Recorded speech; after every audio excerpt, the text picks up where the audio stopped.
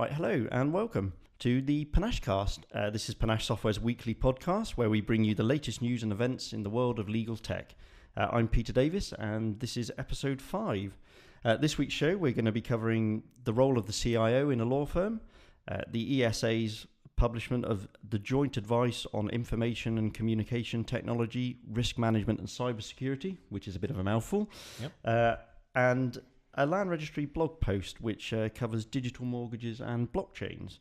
But before we get into all of that, I'd like to welcome my co-host Neil Pemberton, who I think this week got the letter from the marketing department about our brand awareness. It's all with about his T-shirt. all about branding. Yeah, exactly. I'll come on to how you can get one of these wonderful T-shirts yourself in a minute. But I want to start by saying, great to be back. But last week we talked about, in our events section, we talked about a couple of blockchain events that were coming up in London at the Olympia.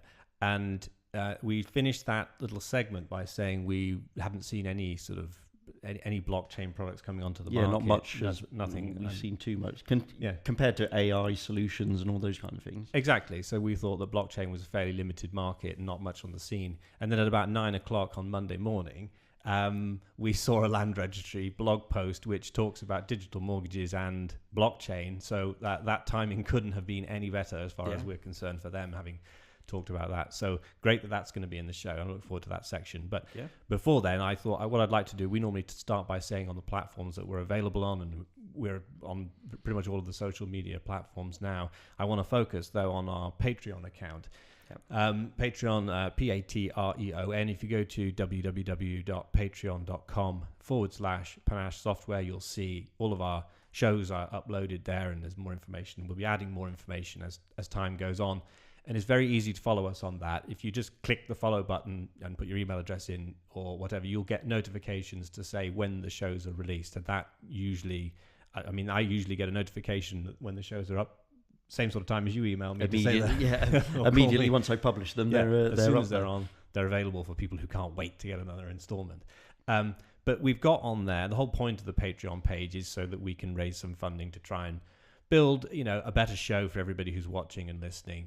That will be better audio equipment, better video equipment, a recording studio, guests, and so on. So all of that will help us bring you a better show. If you could go on there and support us, that would be wonderful. And allow us to keep the shows free as well. Exactly. Yeah, it's all free time. So if we can get some support on that, that would be great. And there are various membership levels. So we tried to put down, and they're all in dollars because it's an American platform. So we can't do anything about that. But the paralegal level is $2. If you want to be a paralegal, that's where you're starting off, and it's about £1.50 a month for that. So a cup of coffee or something. A cup of coffee, probably much cheaper than a cup of coffee. Cheap coffee. If you're in London, that's half of a cup of coffee, I think. Yeah, it shows that I don't spend much time in London, doesn't it? No. But like we said earlier, if you want one of these snappy T-shirts or something similar, you can get one of those if you become an associate, which at current rate is $5 or £3.80. So that's probably a London cup of coffee, and you can have one of these T-shirts from us. Go onto the Patreon page and have a look. We have various different levels, as we said: paralegal, associate, partner, and named partner. And for anyone who's watches or is a fan of Suits, and which I believe is a documentary series, as I've been led to believe. Absolutely, fly on the wall documentary. Accurate. Yeah, you can be assured we're getting named partner and your name on the wall. That's what everybody talks about, and it happens straight away. Or within a few seasons. But if anyone's seen that and knows what Lewis Litt's gone through to get his name on the wall, you'll see that a named partner of $20 a month is excellent value. Superb value. So you can get your name on the wall and not get disbarred the following day. It would be tremendous if you could do that. Brilliant. So go onto the Patreon page if you can and have a look. If you do nothing else and follow us, that would be great. Or you can email us at panacheCast@panachesoftware.com.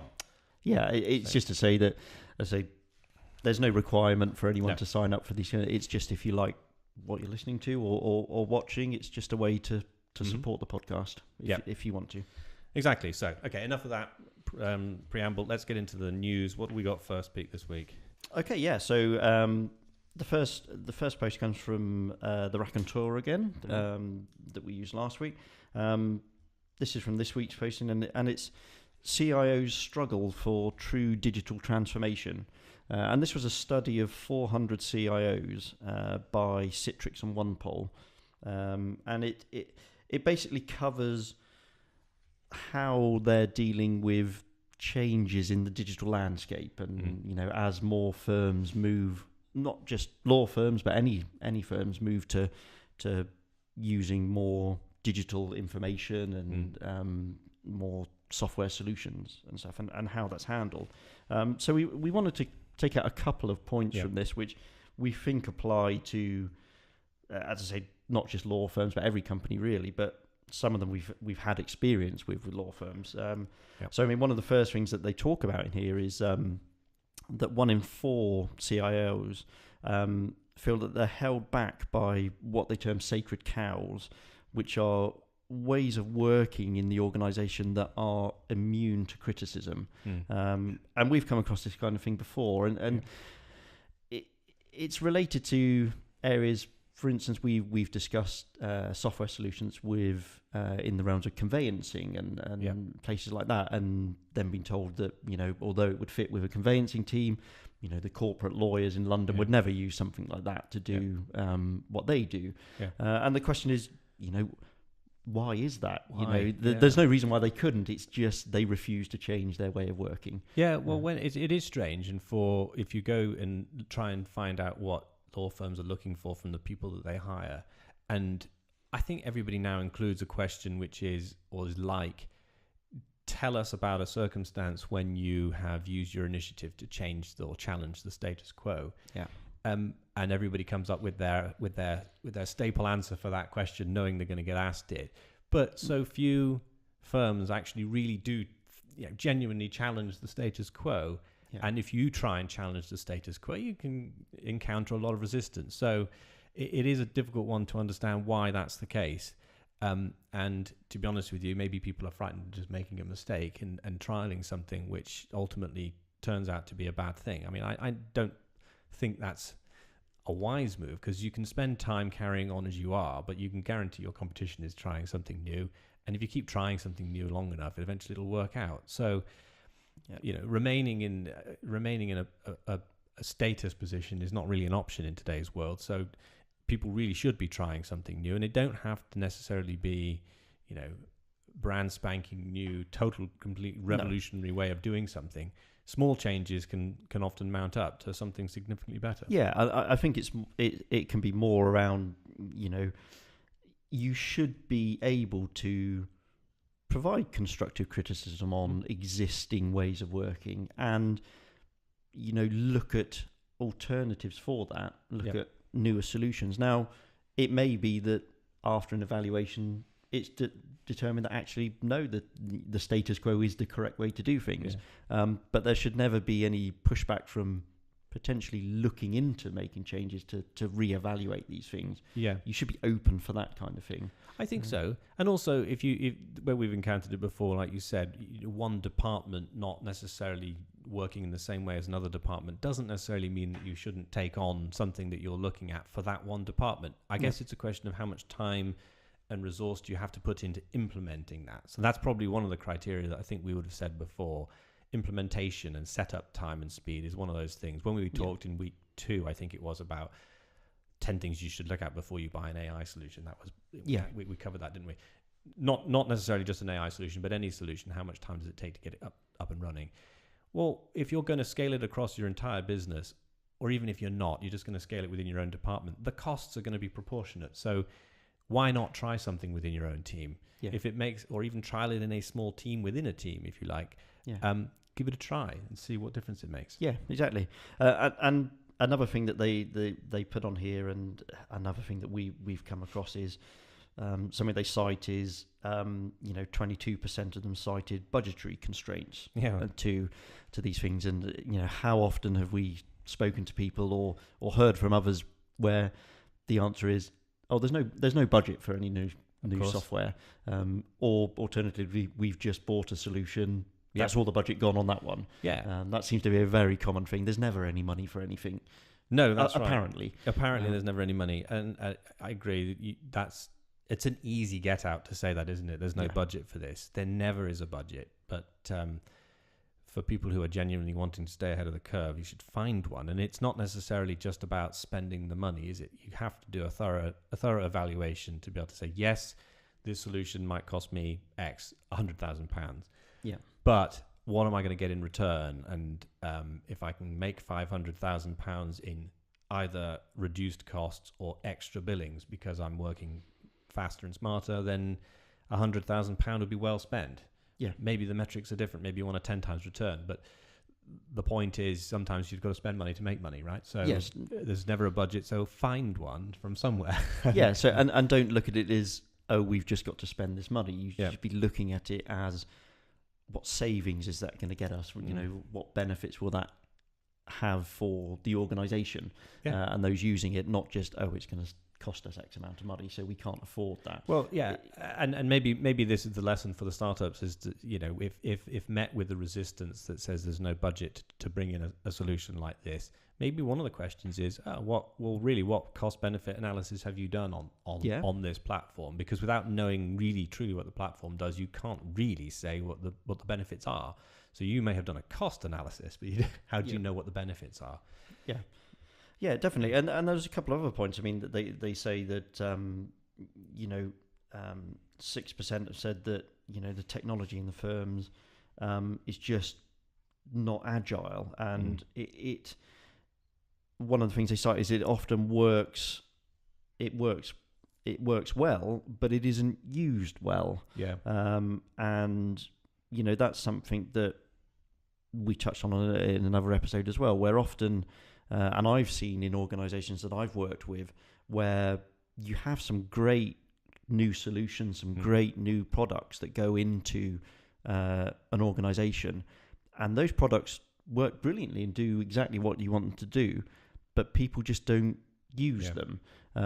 And there can be a multitude of reasons in that, from issues in the actual initial scoping and project planning of what you're going to be rolling out and things like that, but also one of the items we've touched on before is overload and stuff. You know, what seems to happen a lot now is there's so many new solutions out there, all of them working in different ways, and you often have issues where, you know, all of them require separate logins, all of them require work in different ways, and it overloads the users when they actually come to do things. You know, they've got to go into one system to fill in their timesheets, they've got to go into another system to do their budgeting, another system to communicate with clients, all that kind of stuff. And those systems independently on their own are really good and do what they should do, but the overall impact that has on the user means that people just don't use them. You end up with password fatigue, don't you? And you don't use them. But also, you mentioned earlier that the 6% figure described that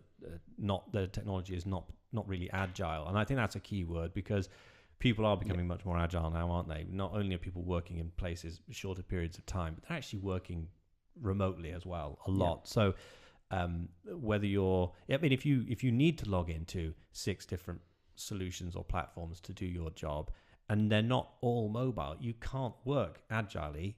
Is that a real word? You can't work more agile, I suppose, if you can't log into all of those things. So it's critical for those to all be genuinely agile. And a lot of old legacy systems like time recording solutions are only really just getting on to, you know, being operated on mobile phones and so on. So how can that be? And how can that be a truly agile solution when you can't actually monitor what you're doing while you're on the train somewhere? There's a lot of catching up to do on that, and access to documents that are saved within systems.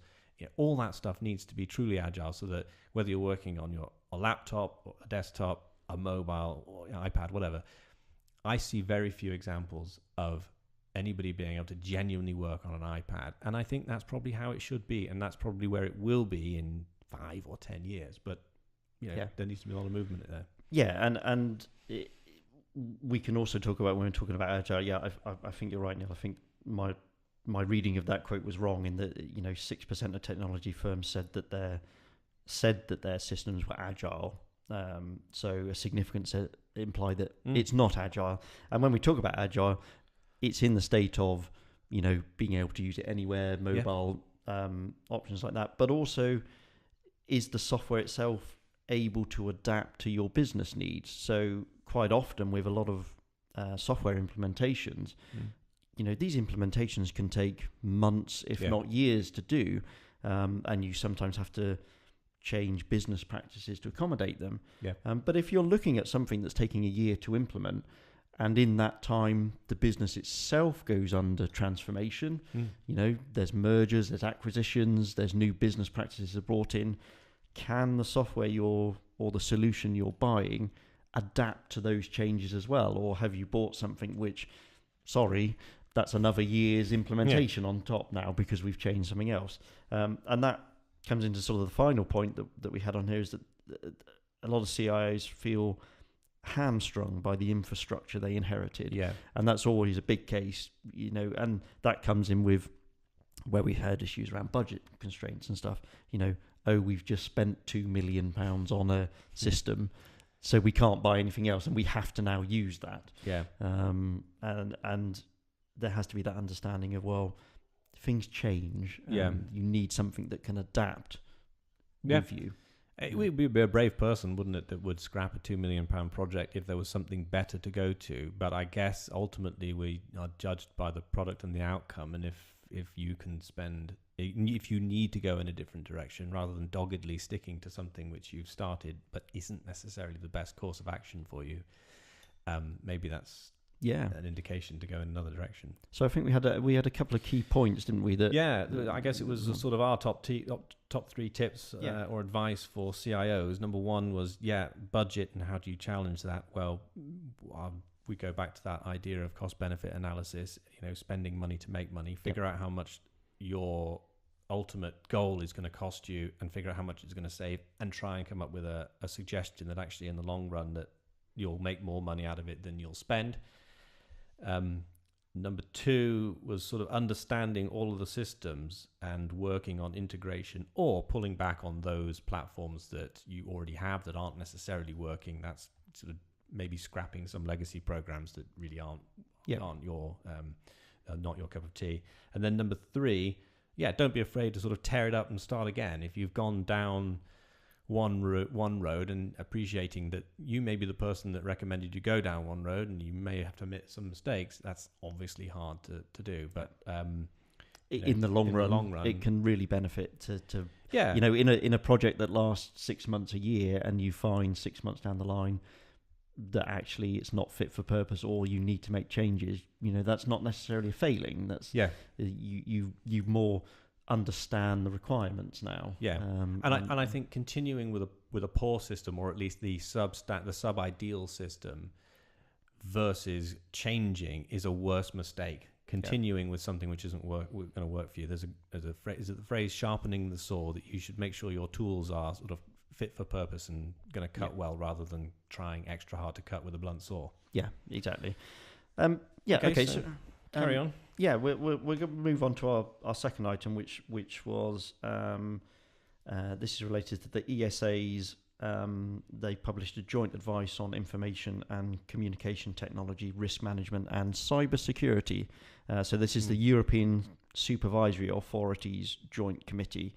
Not necessarily law related, but an interesting topic if you want to. I think it's probably worth reading a couple of things. So the European Supervisory Authority, the reference to the Joint Committee is 3 institutions. So that's the European Banking Authority, EBA, the European Insurance and Occupational Pensions Authority, EIOPA, and the European Securities and Markets Authority, ESMA.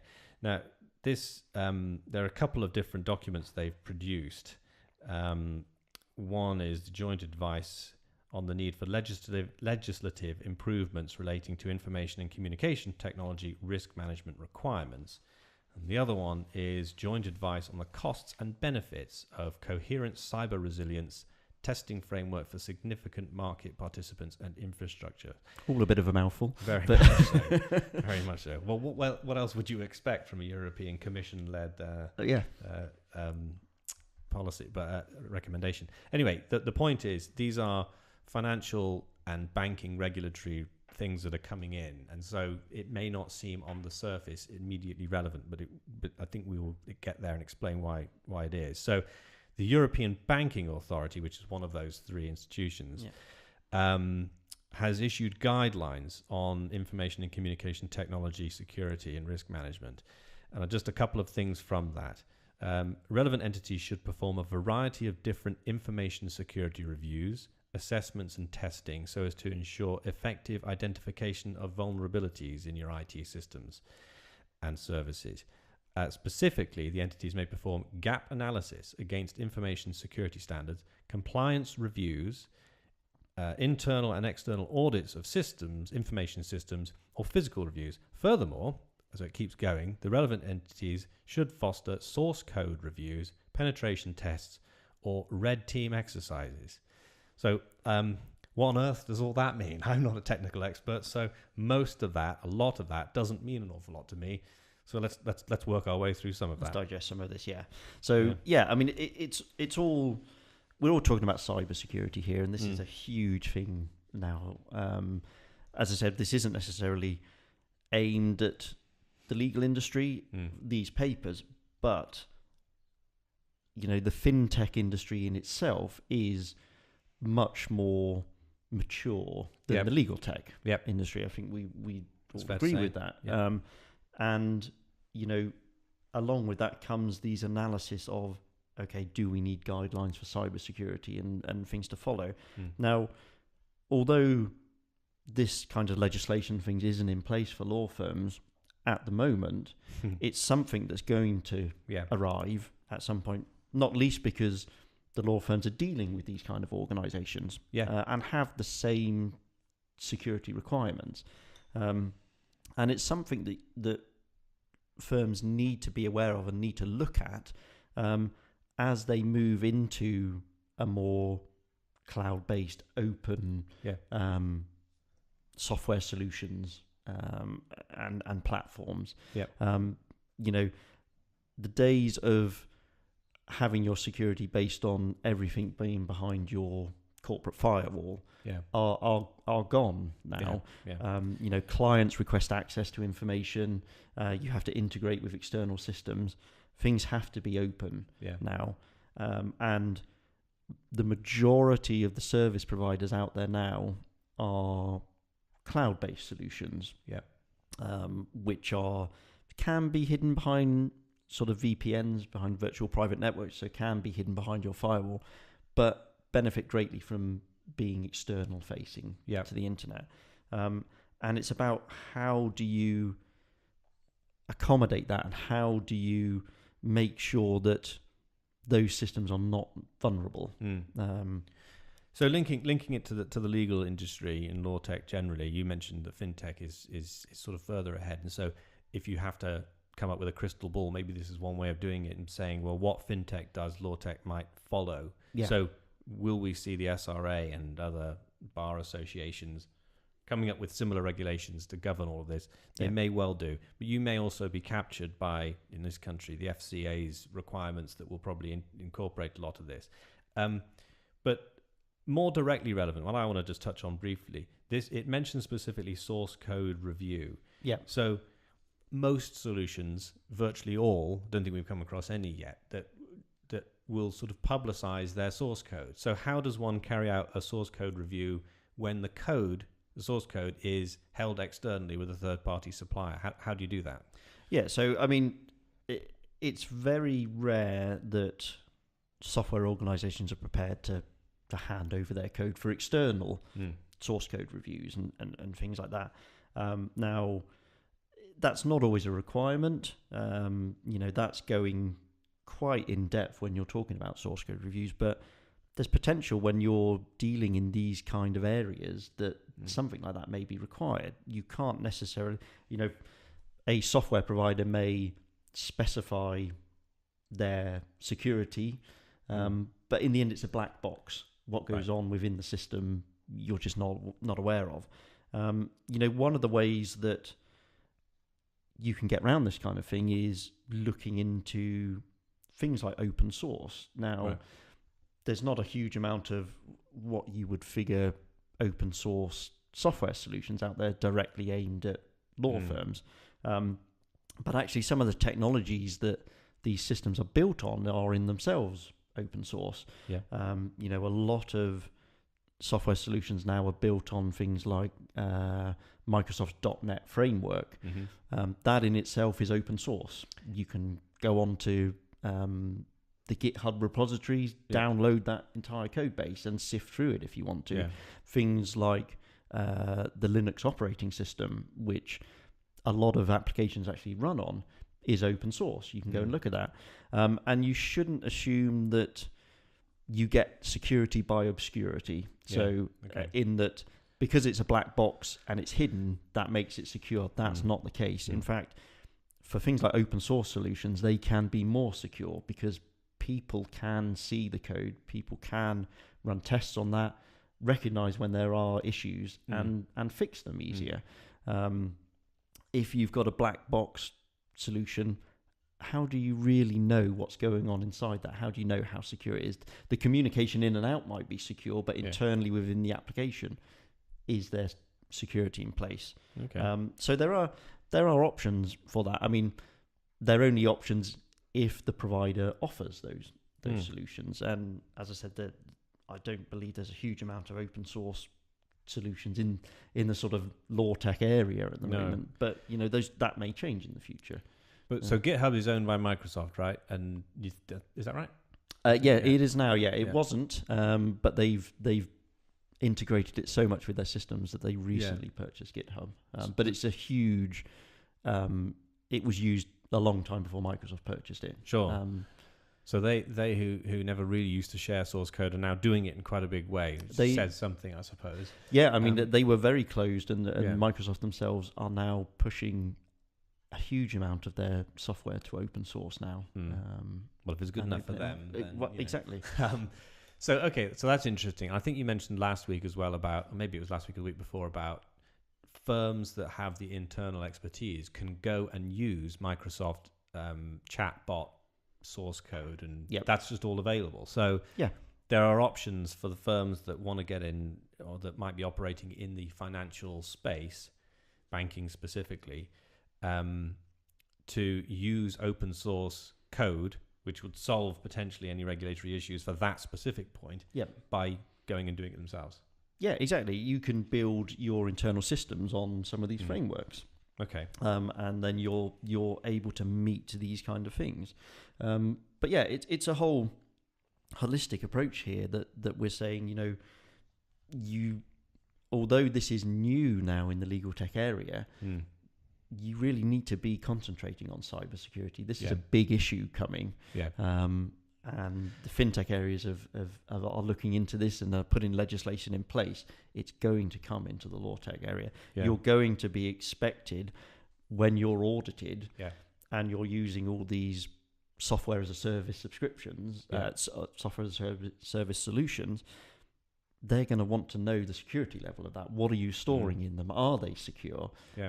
So you need to start asking these questions of those providers and digging deep into the security that they offer. Well, we talked about it a couple of weeks ago, and again, it was another Raconteur article. It was the general counsel's view and the sort of C-suite board members' views on things that they're going to find most challenging over the next few years. And cybersecurity was one of the things that was commonly quoted as being a big issue for which they are not ready.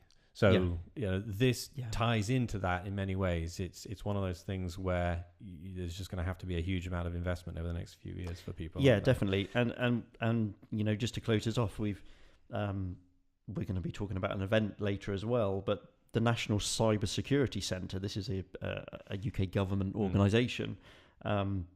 They publish a lot of guidelines on this kind of thing, what you should be looking out for around cybersecurity. And one of the things they published, I think it was back in November last year, but it's still relevant today. They offered a service as a subscription security guidance. And in that, they actually look at some of the platforms available, including things like Office 365 and things like that, and go through and list the security aspects of those platforms. So as always, the links are going to be in the descriptions of the videos and the audio, go and have a look at this stuff. There's information out there, and all this is coming. It's very easy to say we want to go and look at these whizzy new applications and go and use them, but you need to start asking these questions. You need to make sure that cybersecurity is taken seriously in your organizations, because of this drive to open things up more to the web. Doesn't look like you can get it wrong. So that's recommended reading, which will feature in the show notes. Yeah, definitely. Okay. So now on to item number 3 for us, which is what we mentioned at the beginning, which is the Land Registry's blog post that came out the day after we hosted our last, or filmed our last and said no one's using blockchain. It's absolutely. So they've proved us wrong. Which is fine. I mean, happy to be proven wrong. But there's 2 aspects to it. First of which is a digital mortgage. And again, the link to the blog post will be in the show notes, so you can have a look at that later. Yeah. It's relatively short, so it's quite an interesting read. But we'll just read a little bit from it. So the first bit, they're celebrating the first anniversary of the first digital mortgage to be completed and registered. Now, they quote this is a quote from the blog post. Digital mortgages, it removes the need for wet pen on paper signatures, and witnesses no longer need to be present when the documents are signed. Homeowners no longer face delays having to print out forms, find an independent third party to witness their signature, and return the forms by post.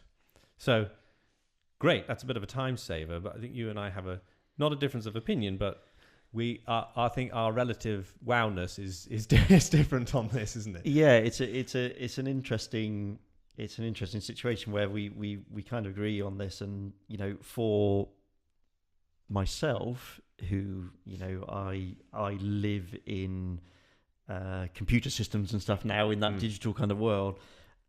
This is exactly what I want. Yeah. I in any dealings that I have, and when I've dealt with things like buying a house and things like that,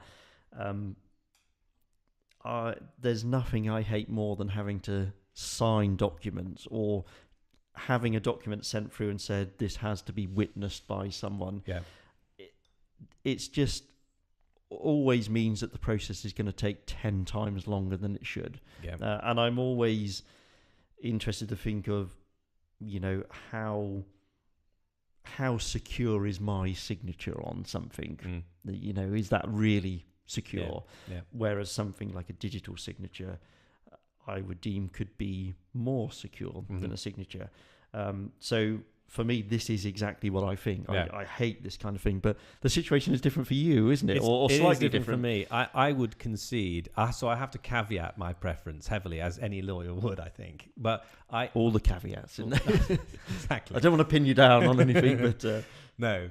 Nor do I want to be pinned down in future. Because I can see several advantages. Look, big picture, it's faster. Yes, certainly. So, and I am a big advocate for improving things and getting them to go faster. And also, property is such an illiquid asset. Anything that can be done to move a property, or frankly anything in where the process is slow, should be encouraged. So I like the idea of that. Yeah. And I also agree that it's much harder to forge a digital signature than a pen on paper signature. Yeah. So that's fine. But I personally don't find this as a significant delay. I mean, this to me would be a 1-day delay. But I would concede I've been on the receiving end of a paper that's come through to me, a document's come through to me, signed and not witnessed properly. Yeah. I mean, that happens a lot. It's not very hard to get it right, but the number of times that it goes wrong is significant. And so it causes delays. Yeah, I mean, you do work in an office full of people who can witness your signature, whereas that's not the case for a lot of people. Yeah, and also, I guess I would take it for granted that I and all of my colleagues know what we're doing with this sort of thing. So it is not a problem for us to just print one of these things out, sign and witness. And also, we work in an office where we can slip it in the post tray and pay the postage. Yeah. So we don't have to wander down to the post office. For Joe Public, if I call them that, then this is probably a much quicker and easier solution. I think this is going to take a great deal of time to really gather momentum, though, because I think there's still plenty of people who would be skeptical and scared. And how would you even start this whole electronic signature? Well, it's a gov.uk promoted thing. Yeah. That's how you do it. you go through that sort of thing. It identifies you on. But I don't know how that works for companies and corporates or overseas individuals. Yeah. I don't think it works in the same way. So there's some work to be done on that. And if we just quickly look through who the banks are, I'm just going to read from the. Yeah, I was going to say who actually would allow you to do this at the moment. Well, some that I'm not familiar with: Atom Bank, Coventry Building Society, Clydesdale Yorkshire Banking Group, First Direct, HSBC, Metro Bank, Molo Finance, Nationwide, the Mortgage Works, Platform, which is a trading name of the Co-op Bank, Principality Building Society, RBS and NatWest, Santander, Skipton Building Society, and West Bromwich Building Society. The only thing people I can think of on that are missing is really Lloyd's and Halifax, but maybe the older traditional banks. I mean, it's telling that people like Metro Bank are on here who are pushing that kind of digital future. But then I think you'll see, several of the sort of private client banks aren't on there, and I think they probably see although speed is critical to them as well, it's not necessarily warranting. Many of their clients will be overseas clients, but it's not necessarily warranting of going away and finding a digital way of doing it when they have people that can deliver papers to them and sign them. So I think there's also some, we talked briefly before the show about what the rules are, which we won't cover here, but it's not really our domain to talk about what the rules are about a properly executed document. But the Land Registry, we offer no legal advice on this podcast. Absolutely. So don't going down that point road. anyone in our direction for that. Quite right. But a lot of people might say, well, doesn't the signature have to be witnessed? And there are statutory provisions that the Land Registry will tell you enable electronic digital signatures. And if you have any discomfort with that, I guess you would say, well, look, Land Registry are willing to underwrite this process by saying they are comfortable with digital mortgages. They are going to register them, assuming they meet whatever criteria they've set out, and they're going to guarantee the title, which would include presumably the guarantee of the mortgage. So to the extent that anyone's worried about, it doesn't work legally, well, the Land Registry seems to be underwriting it. Then. So let's move on to the second bit of that press release, which is the blockchain aspect. Land Registry, through its Digital Street program, has successfully used their blockchain prototype to show how buying and selling a home can be made simpler, quicker, and demonstrating the digital transfer in ownership of property in Gillingham. The technology has been developed through conversations with stakeholders across the property market and tested with close cooperation of Mishcon de Reya, Premier Property Lawyers, Shield Pay, and Yoti. Yoti? Y-O-T-I. I'm not sure how you pronounce that. Yoti, maybe. So they've put us to shame by saying we're now using a blockchain. I don't really know how that would look, though. We touched briefly last week on how or what a blockchain is, but we didn't go into any thorough examination of it, and there might be people watching that really don't know what blockchain is. Do you think it's worth having a discussion about that now? Well, I think we can bring it down into sort of a simpler view on this, and when you're talking about blockchain, what you're talking about is a distributed ledger. And blockchain in itself is a technology that enables a distributed ledger to be consistent and locked in. So it guarantees that anyone looking at this ledger sees the same thing, and all entries are accurate in there. So that's the key thing. The blockchain technology is an enabler of a distributed ledger system, and guarantees the information that it contains. And I think that's where this is being used in in this Land Registry thing. You can guarantee that where in this ledger it says, this land is registered to this person. That is guaranteed, and that cannot be changed in the ledger. So it's safe insofar as any change to the record has to be approved by a certain number of users, right? Yes. For example, if we take the title to this house, for example, if I wanted to change that the ownership of this house had changed from you to me, then that would have to be approved by a certain number of people. They call them nodes. Is that right? Yes. And so it's got to be approved by whatever the threshold number of nodes is. It has to meet that criteria, and that's your safety element. Yes. So basically, in a blockchain scenario, that or in a distributed ledger scenario, that transaction would be pushed out, and it would be added to the ledger by one of the nodes, and that would then get distributed through the network. And if another node had added it to another block, but hadn't got there at the same time and got there slower, the one that had distributed out the most initially is the one that wins, and that becomes the master copy. Right. So there's a lot of intricacies in there, but yeah, you should understand it as, once it's written into that distributed ledger, then you can guarantee that it cannot be changed. Right. And I think that's the key thing here, that you've now registered that this property has changed hands, and that registry of that is now locked into the ledger. Okay. And you can always trace back its history. Well, that's something that I find quite interesting, because sometimes people do say to you, could you tell me, what the title looked like 5 years ago? And that's easier said than done. It's possible, but it's not as straightforward as perhaps it might be under a blockchain. So I like the idea of that.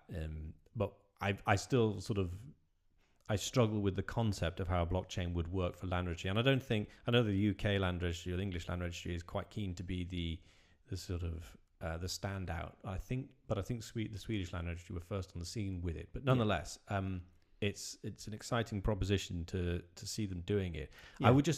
I'd be interested in having a chat with them at some point. Hopefully we can get them on to have a chat about how it actually works in practice for the conveyancing firms and solicitors that are dealing with properties.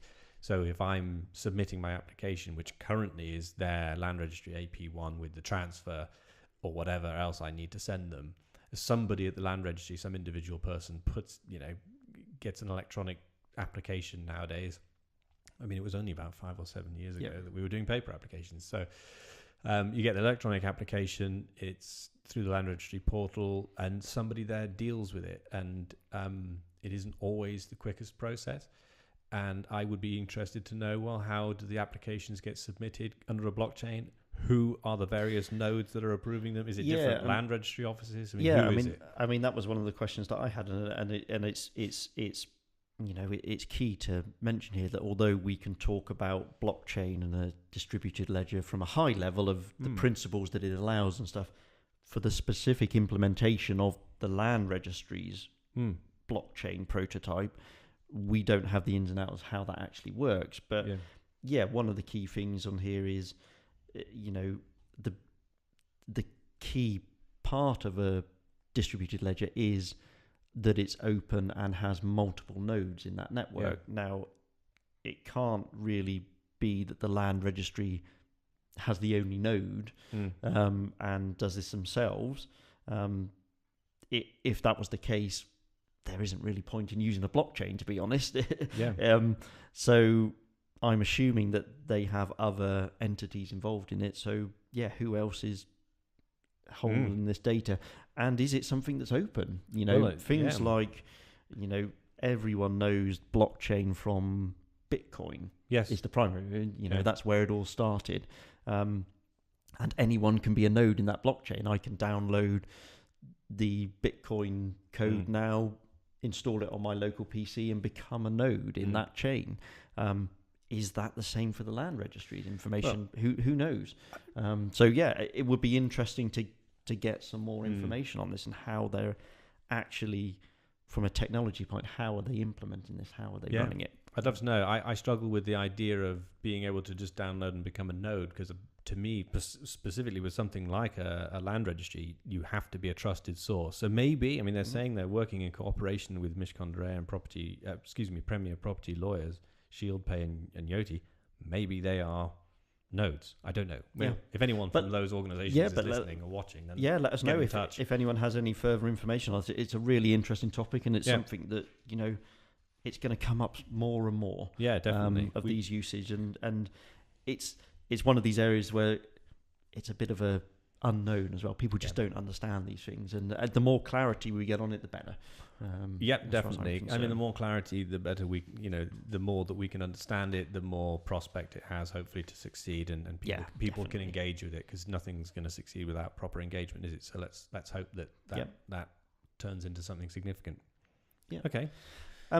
So and finally, I think to close out today, we've got one event on there, and it goes back to the second item, but also covers other items as well. There is we mentioned the National Cybersecurity Centre in second news item, and their software as a subscription guidelines.